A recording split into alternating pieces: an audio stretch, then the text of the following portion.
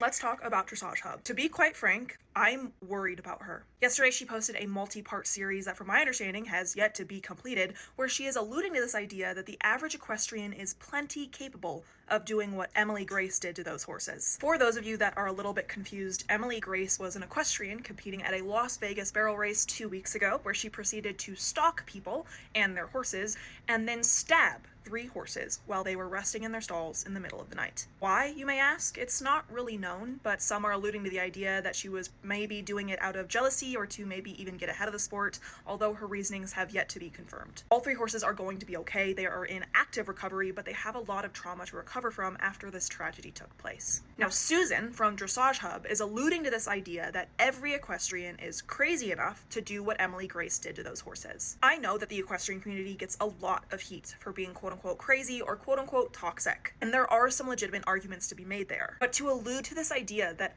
every single equestrian is capable of doing this is so incredibly damaging, harmful, and flat out wrong to the community at large. But more importantly, it's unbelievably tone deaf to the people and horses who are personally affected by this tragedy, who I know for a fact they would have never done what was done to their horses. Now, I know Susan has a lot of people who don't like her, and as she likes to put it, her haters, but I am genuinely worried about her mental health if she believes there is a plethora of people out there who are out to get her, and she needs, in her words, You will find yourself in the presence of a giant 6'5" black man with an arsenal that's prepared to greet you.